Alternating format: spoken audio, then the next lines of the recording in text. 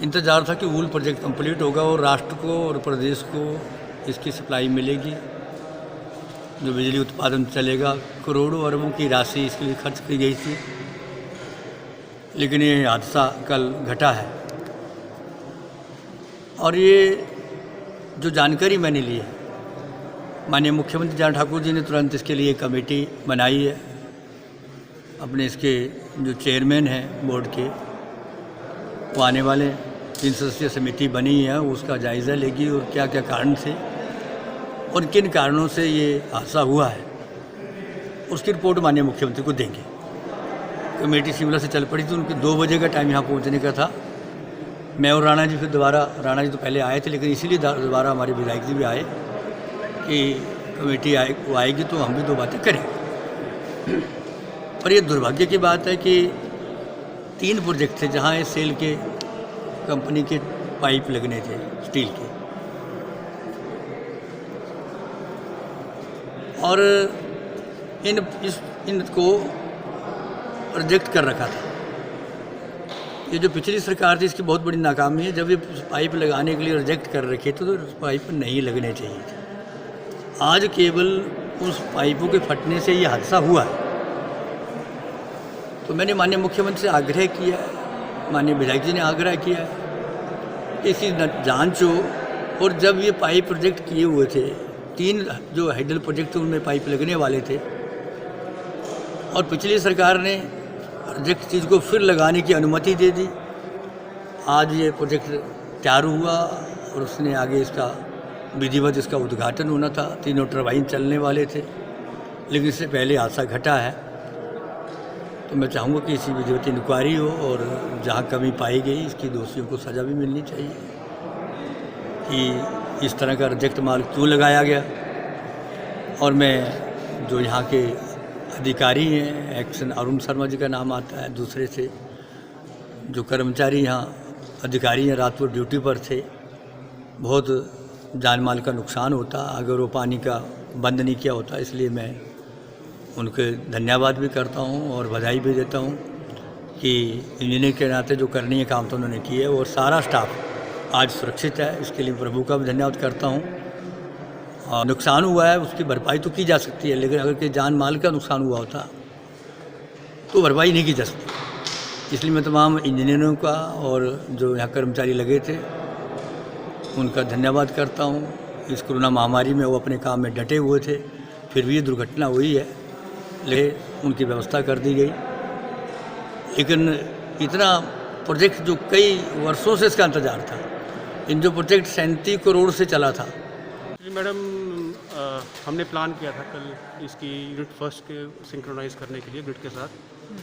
तो शेड्यूल जो हमें स्टैचुरी परमिशन के बाद जो हमें शेड्यूल मिला था वो रात को 10:30 ऑनवर्ड्स था। उसमें हमने जो फर्स्ट सबसे पहले जो है मशीन को सिंक्रोनाइज़ करना था ग्रिड के साथ। उसके बाद हमने स्टेप्स पे जो था लोड को इंक्रीज़ करना था up to the rated load. तो 10:30 हमने टेस्टिंग शुरू कर दी थी। शुरुआती टाइम में तो सब कुछ ठीक चलता रहा। हमने सक्सेसफुली मशीन्स को यूनिट नंबर 1 को ग्रिड से सिंक्रोनाइज़ किया। उसके बाद हमने जैसे स्टेप्स में लोड को इंक्रीज़ करना था और जो वाइटल पैरामीटर्स थे उनको नोट करना था। तो जो स्टेप्स थे वो थे 25%, 50%, 75%, 100 एंड 110%। तो सबसे पहले हमने 25% पे मशीन को लोड पे लेके आए। तो जब लेके आए तो उसमें जो प्रेशर राइज और स्पीड राइज था वो सेटिस्फैक्ट्री था, हर एक पैरामीटर बिल्कुल सही था। तो उसके बाद फिर हमने उसको लोड इंक्रीज़ किया। तो 12:30 बजे के करीब जब लोड इंक्रीज़ कर रहे थे तो 12:30 के करीब एक्चुअली मैं डिनर करने अपने रूम में निकल गया। उस दौरान 5 से 10 5 से 10 मैंने मिनट्स लिए होंगे डिनर करने के लिए।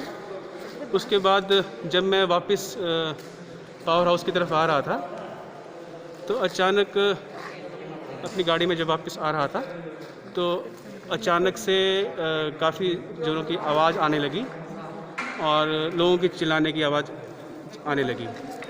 तो जैसे ही हम पावर हाउस के नज़दीक गए थे तो पाया कि पेन स्टॉक जो है हमारा रप्चर हो चुका है 50% लोड पे, जो लोड थ्रो हमने किया था। जैसे ही एक्चुअली मेरे को इस फील्ड में काफ़ी टाइम हो चुका है, तो मुझे मालूम है कि इस स्थितियों में जो स्टैंडर्ड ऑपरेटिंग प्रोसीजर्स क्या रहते हैं, उसके अकॉर्डिंग उसको हमने फॉलो किया। और मैं, मेरा ड्राइवर और साथ ही एक इंजीनियर, हम जो है वो बटरफ्लाई वाल्व की तरफ हमने रवाना हुए अपनी गाड़ी में। तो उसमें एक्चुअली इस तरह की स्थितियों में जब पेन स्टॉक बर्स्ट होता है, इसका एक कंट्रोल होता है जिसको कि बटरफ्लाई वाल्व बोलते हैं, उसे हमें बंद करना होता है। वैसे तो वो ऑटोमेटिक कंडीशंस में बंद होता है, जैसे ही कुछ कैजुअल बर्स्ट होगा या प्रेशर लूज़ होगा तो वो ऑटोमेटिक बंद हो जाना चाहिए। पर जैसे ही वो बर्स्ट हुआ, साइमल्टेनियसली हमारी पावर सप्लाई जो है बंद हो गई, जिस कारण जो है वो ऑटोमेटिक बंद नहीं हो पाया और ना ही रिमोट कंट्रोल कमांड से। फिर उसका एकमात्र जो चारा था वो था उसको लोकल कंट्रोल पे उसको क्लोज़ करना। इसके लिए हम गए, पर जब वहाँ पहुँचे तो काफ़ी actually, to be very frank, मेरे लिए भी ये इस तरह का जो इंस्टेंस था वो फर्स्ट टाइम था। बट हमने कोशिश की और बटरफ्लाई वाल्व में के हाउस के अंदर गए तो काफ़ी तेज़ उसमें एक्चुअली जब पानी का बहाव था तो उसकी वजह से काफ़ी तेज़ आवाज़ आ रही थी और अंधेरा भी था और काफ़ी ज़ोर से हवा का बहाव भी था। तो स्थिति तो काफ़ी पैनिक वाली थी, पर फिर भी हमने निर्णय लिया कि हम जाएंगे। तो हम गए और हमने उसमें जो भी पुश बटन कमांड है वो एग्जीक्यूट की, बट वो भी वर्क नहीं करी उस वक्त। फिर हमने बाहर आ गए, फिर हमने थोड़ा सा फिर डिसाइड किया कि क्या करना चाहिए। तो एक बार फिर हम गए और उसको हमने फिर एग्जीक्यूट करने की कोशिश की, फिर भी वो नहीं हो पाई।